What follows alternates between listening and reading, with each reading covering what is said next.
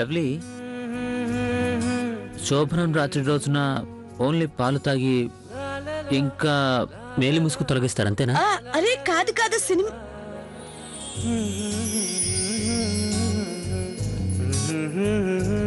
కార్తిక్ పరాచికమా?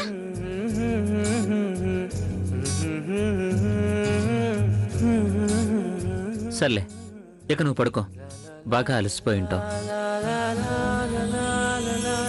కార్తిక్, ఇది మన శోభనం రాత్రి, ఇప్పుడు నిద్ర గురించి ఎందుకు?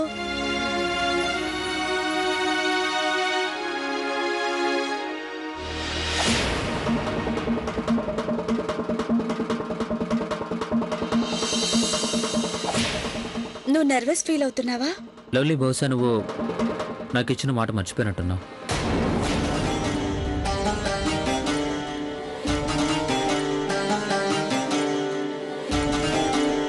అమ్మ నిన్ను తన 5వ కోడలిగా అంగీకరించేంత వరకు మన ఇద్దరి మధ్య భార్యాభర్తల సంబంధం పరిపూర్ణం కాదు.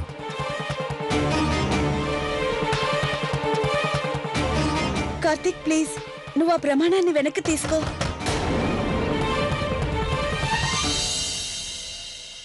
హాయ్. అరే, నువ్వు పాలు తాగడం మర్చిపోయావు కదా, అందుకే నేను తెచ్చాను. ఇంతమంది కలిసి నా కోసం పాలు తీసుకొచ్చారా? బాగుందండి, బాగుంది. బామ్మగారి ఆర్డర్ తో ఈ బెడ్ బాగా అలంకరించాం. అందుకే నేను చెప్తున్నాను, మీరు దీన్ని పాడు చేయొద్దు.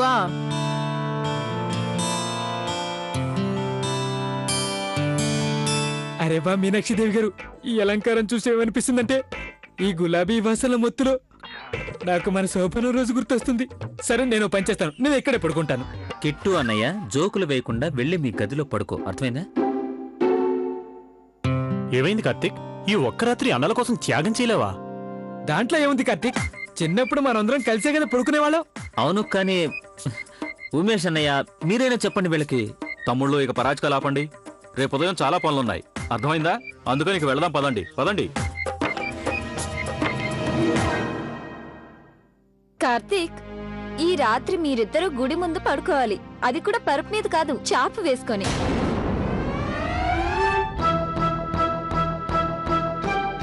ఏంటి, గుడి ముందరా? అవును, కేవలం ఈ ఒక్క రాత్రికే. రేపటి నుంచి మీరు మీ గదిలో పడుకోవచ్చు. అయినా బయటికి పద. ఇదెక్కడ ఆచారం? ఇంతకు ముందు నేను ఎప్పుడు వినలేదే దీని గురించి. ఓయ్, నువ్వు వినకపోతే మా తప్ప. అత్తయ్య గారు చెప్పారు, అందుకే మేము వచ్చాం, అర్థమైందా? ఇక వెళ్దామా? అమ్మ చెప్పిందా? అయితే తప్పకుండా వెళ్లాల్సిందే.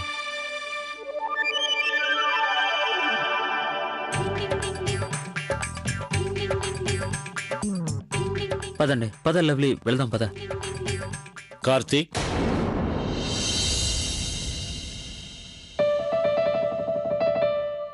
ఈ హడావుడంతా ఏంటి? అయినా మీరంతా ఇక్కడేం చేస్తున్నారు?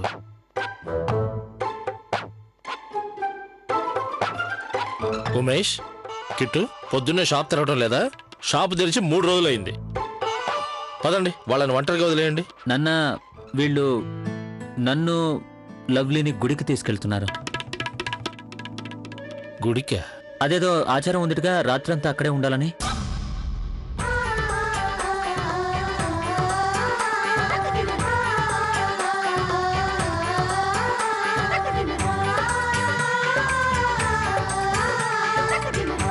పదిహేను సెకండ్ల లోపల ఈ గదిలో ఉన్నవాళ్లంతా బయటికి వెళ్ళాలి, అర్థమైందా? 15 సెకండ్లు. అలాగే నాన్న.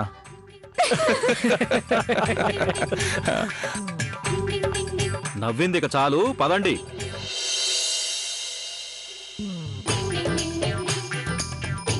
రండి.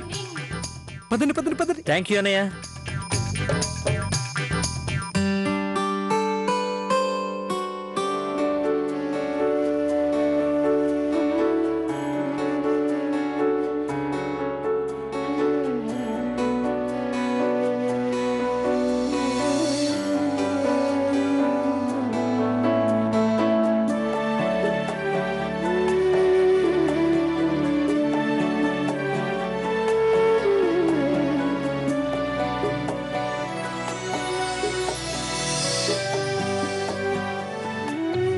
లవ్లీ,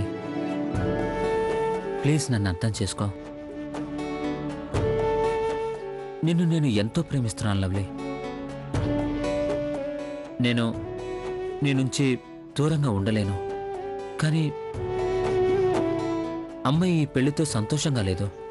ఆవిడ్ని అలా చూస్తుంటే నాకు చాలా బాధగా ఉంటుంది లవ్లీ.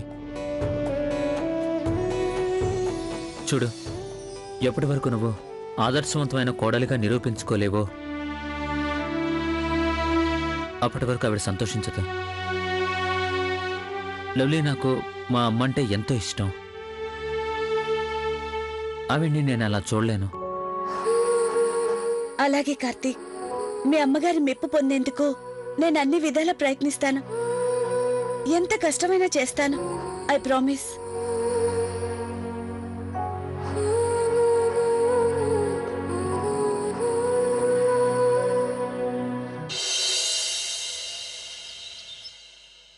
ఒకటి మాత్రం నాకు బాగా నచ్చింది. కార్తీక్ పెళ్లిలో సూపర్ గా ఎంజాయ్ చేసాం. భలే మజా వచ్చింది.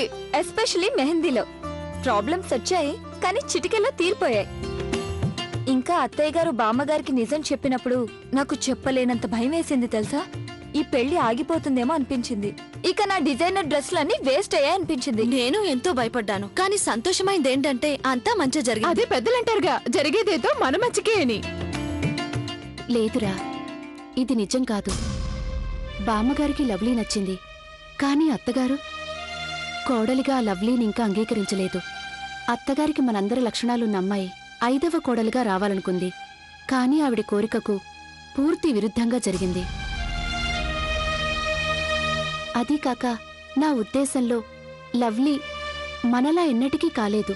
తాను పెరిగిన విధానం, అలవాట్లు, నడవడిక, స్వేచ్ఛ, పైగా ప్రతి విషయానికి అబద్ధం చెప్పే అలవాటు చాలా కష్టం. కానీ నేననుకునేది ప్రతి ఒక్కరికి ఒక ఛాన్స్ ఇవ్వాలి. అవునా కదా? అవును, మీనక్షక్క సరిగ్గా చెప్పింది. చూడు సిమ్రన్, ఈ ఇంటికి అన్ని గుణాలున్న 5వ కోడలిగా మారటం లవ్లీకి చాలా కష్టం.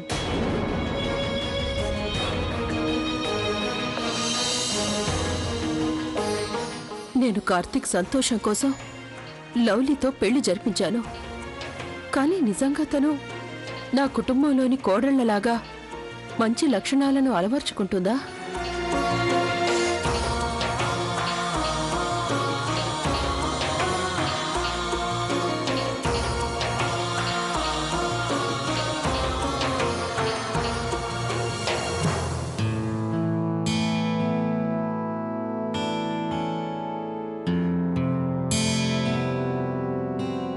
అప్పుడే బయలుదేరావేంటమ్మా? ఇంకొన్నాళ్ళు ఉండేళ్ళొచ్చుగా.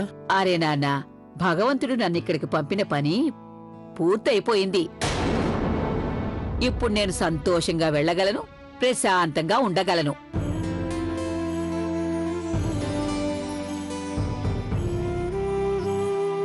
నాకు అంతా బాగా తెలుసు నాయనమ్మ. మీకు ఉమేష్ అన్నయ్య కార్తీక్ అంటే చాలా ఇష్టమని. మేం కూడా మిమ్మల్ని ఎంతో ప్రేమిస్తాం. మీరెళ్తుంటే నాకు ఏడుపు వస్తుంది. ఏడవకు నా బంగారం, నాకు మీరంతా సమానులే. ఏడుస్తుంటే నీ మొహం అస్సలు బావుండదు. ఆడపిల్లలా ఏంటిది, కాస్తంత నవ్వు. మీరు కూడా నవ్వండి. పిచ్చి పిల్లోడా.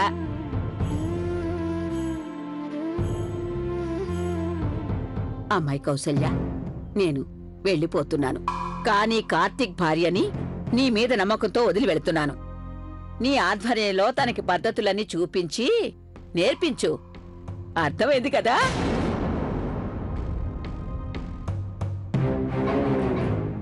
అంటే రేపటి నుంచే లవ్లీకి మిలిటరీ ట్రైనింగ్ స్టార్టా? ఏ ప్రియా, నోరు మూసుకో. లేదత్తయ్య గారు, నేనింకా తనని నా 5వ కోడలుగా అంగీకరించలేదు. తను మా దృష్టిలో కేవలం కార్తీక్కి భార్య మాత్రమే. కానీ ఒకటి, వచ్చే 6 నెలల్లో తనని మన ఈ కౌశిక్ కుటుంబపు 5వ కోడలిగా అన్ని అర్హతలు సంపాదించుకుంటుందని చెప్పగలను. సరే, అలాగే కాని నేను చూస్తాను ఈ 6 నెలల్లో ఇంట్లో ఎలాంటి మార్పులొస్తాయో. ఎవరు ఎవరిని మారుస్తారు? నువ్వు ఆ అమ్మాయినా, ఆ అమ్మాయి నిన్నా?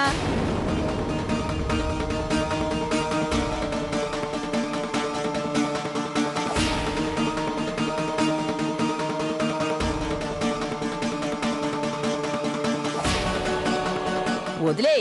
అరే కార్తీక్ పెళ్ళాం ఎక్కడుంది? బామ్మగారు మేమిక్కడున్నాం.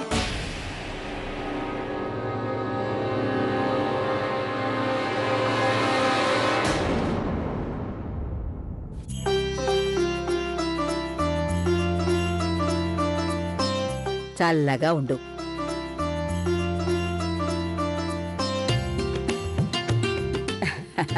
నీకు తెలుసా నేనెందుకు కార్తీక్తో నీ పెళ్లి జరిపించాను అని? నువ్వందరికన్నా వేరుగా నవ్వుతూ తుళ్ళుతూ హాయిగా ఉన్నావు. నాకు నీ మీద నమ్మకం ఉంది. రాబోయే 6 నెలల్లో నువ్వు ఇంట్లో మార్పు తీసుకొస్తావని. నీలాగే నవ్వడం మాట్లాడడం అందరికీ నేర్పిస్తావని. చూడు, ఇప్పుడు నేను వెళుతున్నాను, కానీ 6 నెలల తర్వాత మళ్ళీ తిరిగి వస్తాను. అప్పుడు ఇల్లంతా మారిపోయి కనిపించాలి. ప్రతి మూల హాయిగా నవ్వులు అలలు అలలుగా ఎగిసి పడుతుండాలి. అర్థమైంది కదా?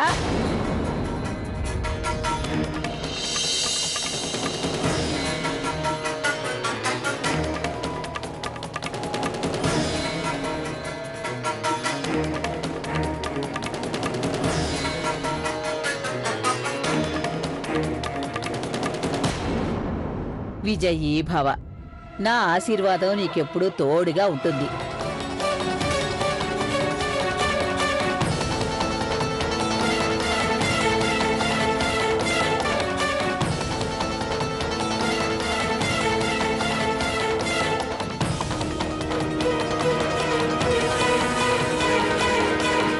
నాకు తెలుసు, నువ్విది సాధించాలంటే నీకెన్నో అడ్డంకులు అవాంతరాలు ఎదురొస్తూ ఉంటాయి.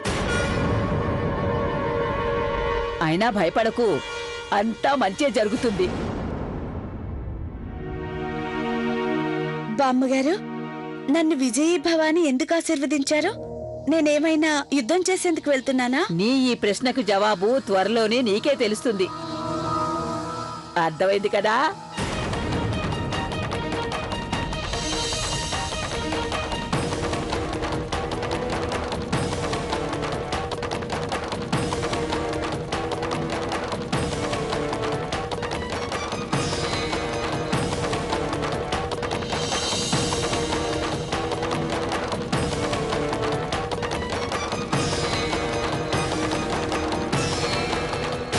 నాకు అర్థమైంది. అత్తయ్య గారు ఆశీర్వాదంతో నన్ను హెచ్చరించి వెళ్లారు. దాన్ని మేం స్వీకరిస్తున్నాం.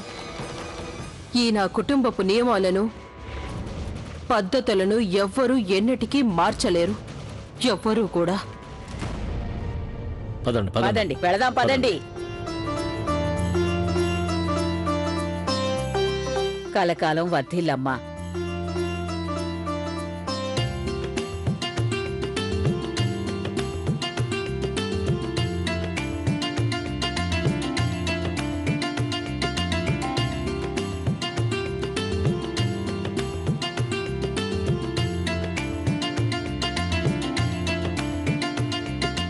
అరేవా, ఇప్పుడే నేను కొంగు వేసుకోవడం నేర్చుకున్నాను, అంతలోనే మీరు వెళ్ళిపోతున్నారు. నువ్వు నన్ను మెప్పించేసావనుకో.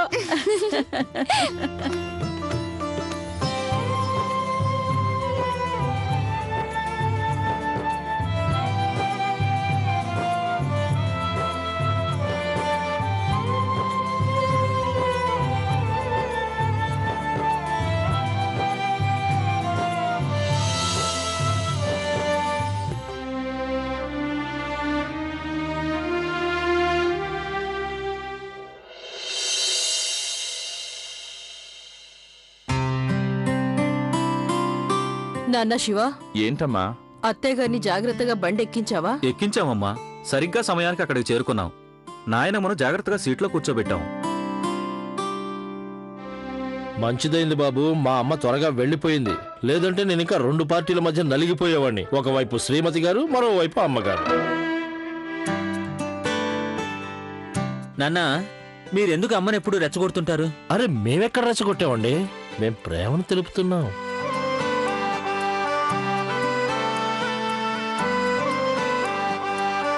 గుర్తొచ్చింది, మీనాక్షి, నువ్వు కరెంటు బిల్లు కట్టేశావు కదూ?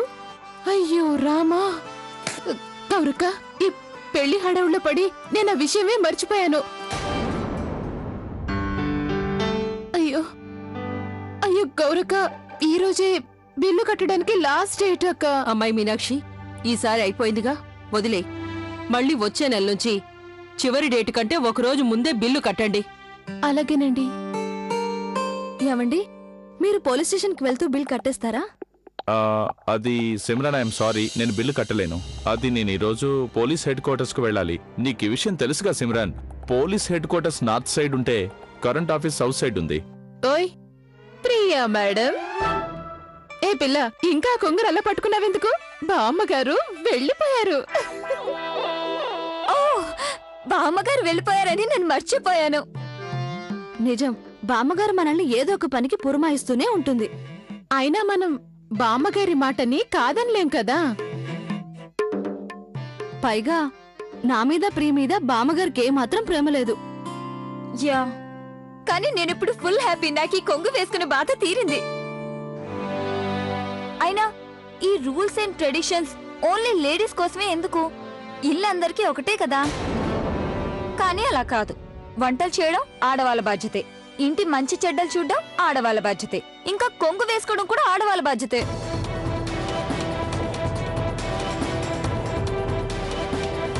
అమ్మాయి ప్రియా, మీ అందరికీ అత్తగారు చాలా కఠినురాలని, తన చేతివేళ్లతో మిమ్మల్ని ఆడిస్తుందని అనుకోవచ్చు. కానీ ఆవిడ అలాంటిది కాదు. ఆవిడ ఏం చేసినా మనందరి మంచి కోసమే చేస్తుంది.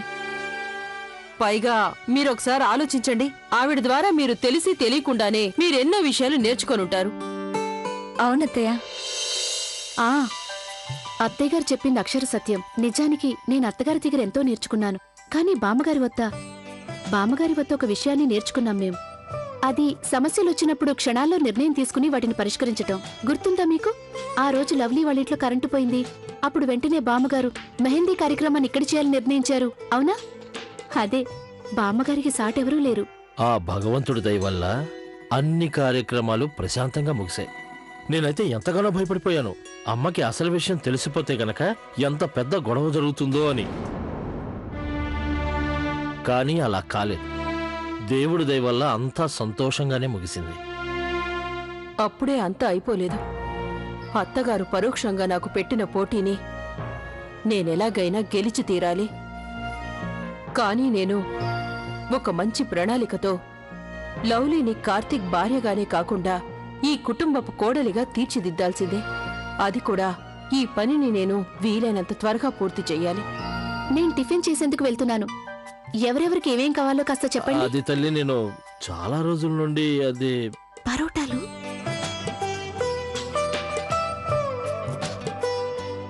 అది వదిన, మీరు చేసి పెడతానంటే ఈరోజు ఈ కిట్టు గారు వడలు తింటారు. కాదు వదిన, నా కోసం బ్రెడ్ బట్టర్. శివ, మీకేం కావాలి? వదిన, ప్రస్తుతానికి ఒక కప్పు టీ.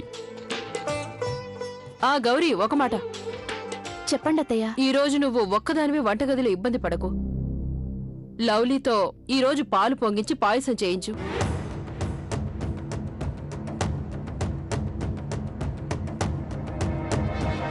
పాలు పొంగించి పాయసమా? అంటే వంటగదిలో లవ్లీ స్వీట్స్ చేయాలా? కానీ లవ్లీకి గ్యాస్ ఆన్ చేయడం కూడా రాదే. దేవుడా, తనకు వంట వస్తే బావుండు. అమ్మాయి గౌరీ, నువ్వు లవ్లీకి బాగా అర్థమయ్యేలా చెప్పు. ఇప్పుడు చేసే ఆచారం చాలా ప్రభావవంతమైందని.